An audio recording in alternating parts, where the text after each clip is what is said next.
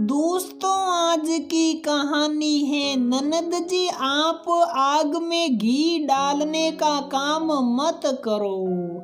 दोस्तों, कहानी शुरू करने से पहले अगर आपने हमारे चैनल को सब्सक्राइब नहीं किया है तो सब्सक्राइब कर लीजिए ताकि आपके पास पहुंचे हर नया वीडियो। मम्मी, मेरा स्कूल का डब्बा बना दिया क्या? अरे बहू, हमारा चश्मा नहीं मिल रहा, जरा बता तो दियो कहाँ रखा है। मीनू, मेरी शर्ट को इस्त्री की क्या? भाभी, मेरी सोटी बना दीजिए, मुझे कॉलेज के लिए लेट हो रही है। अरे देखो तो सही, दरवाजे पर दूध वाला कब से आवाज दिए रहा है, रोज यही सुन कर तो शुरू होती है मीनू की सुबह। शादी को 15 साल हो गए, उसके एक 10 साल का बेटा है। घर में छोटी ननद है, ससुर जी हैं और उसके पति विशाल हैं, लेकिन घर में काम में उसकी मदद करने वाला कोई नहीं है। बेचारी सारा काम खुद अकेले ही करती हैं। मजाल है कि कोई थोड़ा सा हाथ भी लगा दे। ऊपर से सबके इतने नखरे, लेकिन फिर भी मीनू बिना किसी शिकायत के खुश होकर सारे काम करती हैं। उसने आज तक कभी विशाल से कुछ भी नहीं कहा, परंतु आखिर उस दिन ऐसा क्या हुआ कि मुंह तक ना खोलने वाली मीनू अचानक ही इतना बदल गई। तो चलिए अब आपको बताते हैं कि आखिर ऐसा क्या हुआ कि सीधी सादी मीनू ने खुद के लिए भी जीने का फैसला ले लिया। अभी आप ये सोच रहे होंगे कि जी तो वो रही है, फिर जीने के लिए फैसला लेना ये क्या बात हुई। तो आपको बताते चलूं कि ये बात बिल्कुल सत्य है कि वो जी रही थी, लेकिन आज तक अपनी खुशियों को, अपनी इच्छाओं को, अपनी प्रतिभा को सबको मारकर सिर्फ अपने परिवार के लिए ही अपने हर कर्तव्य का पालन कर रही थी। खुद के लिए जीना तो उसने शादी के बाद से छोड़ ही दिया था। उसके लिए तो उसका परिवार ही उसकी सबसे बड़ी खुशी था। अपने हर शौक को भूल चुकी थी वो। उसे तो शायद याद भी नहीं होगा कि वो आखिरी बार कब अच्छे से तैयार हुई। घर में सबके जन्मदिन बनाए जाते, लेकिन किसी को उसका जन्मदिन याद नहीं रहता। जब किसी रिश्तेदार के यहाँ भी जाना होता तो सबसे आखिरी में वो ही तैयार होती और उसका दोषारोपण भी उसके ऊपर ही होता कि वो काम फुर्ती से नहीं करती, इसलिए उसे समय नहीं मिलता। लेकिन मीनू ने कभी इस बात का विरोध नहीं किया। वो तो इसे भी खुद की ही गलती मानती थी। सुबह 5 बजे से लेकर रात के 11 बजे तक वो मशीन की तरह अपनी जिम्मेदारियों को पूरा करने में लगी रहती थी। विशाल को तो उसकी कोई परवाह नहीं थी। उसे तो लगता था कि औरत का सिर्फ एक ही काम होता है, अपनी गृहस्थी को संभालना। उसके लिए खुद का कोई अपना अस्तित्व नहीं है। उसे तो हमेशा पति के पीछे ही चलना होता है। पढ़े लिखे होने के बावजूद भी विशाल की सोच बहुत ही संकीर्ण थी। दूसरी तरफ उसकी ननद जो अभी कॉलेज में थी, वो भी रोज कोई ना कोई मौका ढूंढती थी कि कैसे अपनी भाभी को निशा दिखाया जाए। लेकिन मीनू के ससुर जी का उसके ऊपर मन होते हुए भी बेचारे कुछ कह नहीं पाते थे। मीनू को बचपन से ही नृत्य करने का बहुत शौक था और नृत्य उसे एक आत्मिक शांति देता था। उसने अपने स्कूल और कॉलेज में काफी बार नृत्य में बेस्ट डांसर का इनाम भी जीता था।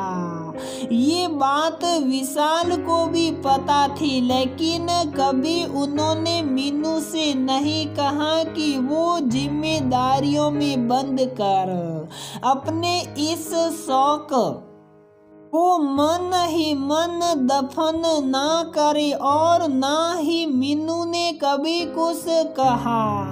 उस दिन भी रोज की तरह मीनू अपने घर का सारा काम खत्म करके बैठी ही थी कि उसकी स्कूल की दोस्त श्रेया का फोन आया। उसने मीनू को स्कूल में होने वाली रियूनियन के बारे में बताया और मीनू को आने के लिए कहा। एक बार तो मीनू ने मना कर दिया, लेकिन श्रेया के बार बार जोर देने पर उसने जाने के लिए हाँ भर दी। और वैसे भी मीनू की शादी तो उसी शहर में हुई थी जहां उसका मायका था। शाम को जब विशाल ऑफिस से घर आए तो मीनू ने विशाल को श्रेया के फोन के बारे में बताया और स्कूल रियूनियन में जाने की अपनी इच्छा जाहिर की। जैसे ही विशाल ने ये सुना, उन्होंने मीनू को साफ शब्दों में ये कहकर मना कर दिया कि अब वो कोई छोटी बच्ची नहीं रही। उसे अब ये स्कूल रियूनियन, दोस्त, इन सब को भूल जाना चाहिए। अब उसकी शादी को 15 साल हो गए हैं तो उसे अपने परिवार में अपना मन लगाना चाहिए, ना कि अपने ये शौक और दिखावे के पीछे भागना चाहिए। और आखिर रियूनियन में होगा ही क्या, और इतना ही, उसे अपने यारों से मिलना है।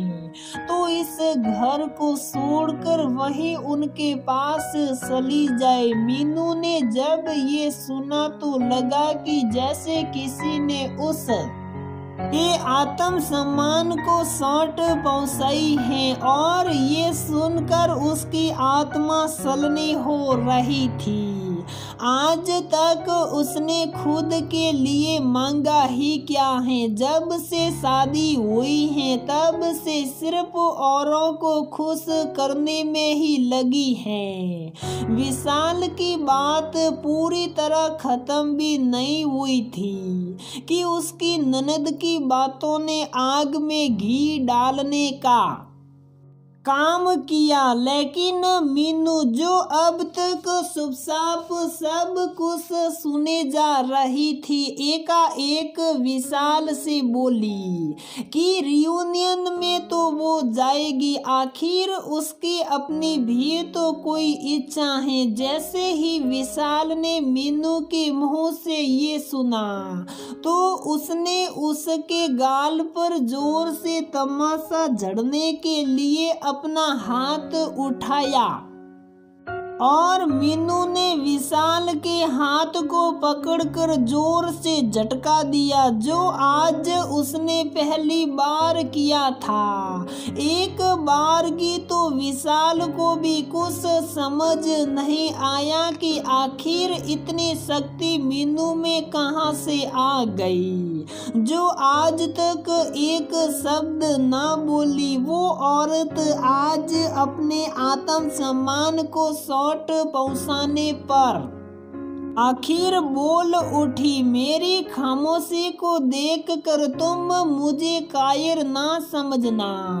पत्नी हो तुम्हारी, तुम मुझे अबला ना समझना। प्यार करती हूँ तुमसे, इसलिए सह लेती हूँ दिया हुआ हर दर्द तुम्हारा। प्यार को तुम मेरी कमजोरी मत समझना। दिया है दर्जा मैंने परमेश्वर का तुम्हें, तो खुद सर्व तब ना समझना। सब्र को देखकर मेरे तुम हर बार खुद को अब विजेता ना समझना।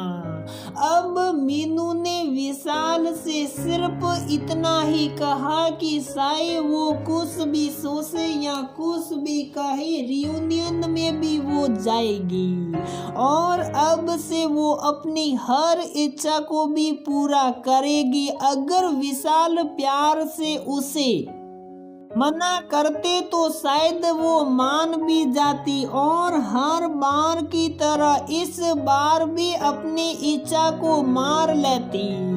लेकिन आज विशाल ने ये सब कहकर उसके आत्म सम्मान को चोट पहुंचाई है, जो वो अब सहन नहीं करेगी। आज तक अपनी हर खुशी को उसने सिर्फ अपने कर्तव्य के पालन के लिए छोड़ दिया, लेकिन किसी को उस बात से कोई फर्क नहीं पड़ता। और आज पहली बार जब उसने खुद के लिए कुछ मांगा तो उसके चरित्र पर भी अंगुली उठा दी गई।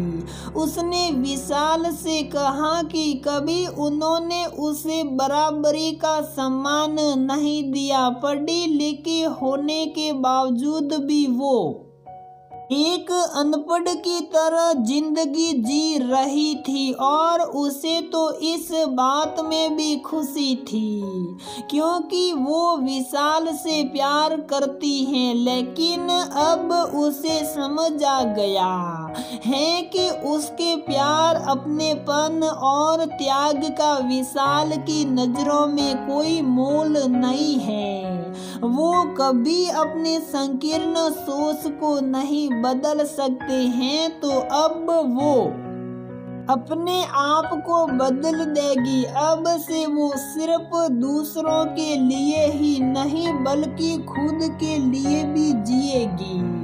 उसे कोई फर्क नहीं पड़ता कि कौन उसके बदलने से खुश है और कौन नाखुश है।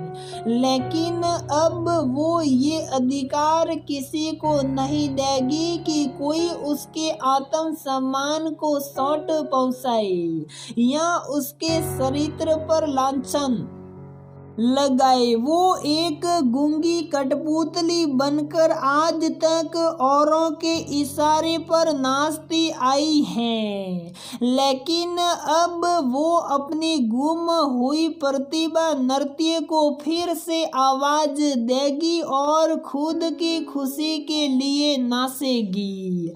अब तक विशाल को समझ आ चुका था कि एक स्त्री तब तक ही चुप रहती है जब तक उसके स्वाभिमान को चोट ना पहुंचाओ, लेकिन जब उसके सब्र का और सहन शक्ति का बांध टूटता है तो वो सबको डुबाने की ताकत रखता है। आज मीनू पूरी तरह से स्वतंत्र हो गई थी।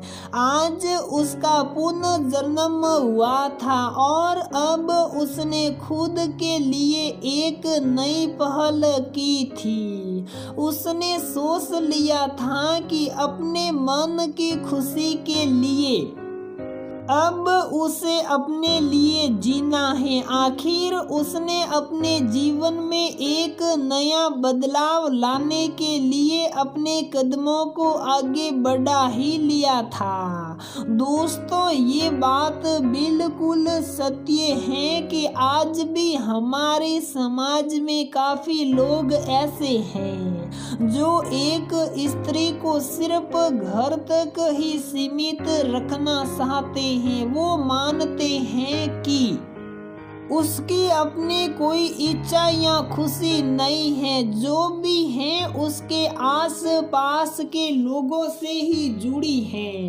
लेकिन ये बात बिल्कुल गलत है औरत की अपनी भी कुछ इच्छाएं होती हैं, उसके अपने भी ख्वाब होते हैं जिन्हें वो पूरा करना चाहती है।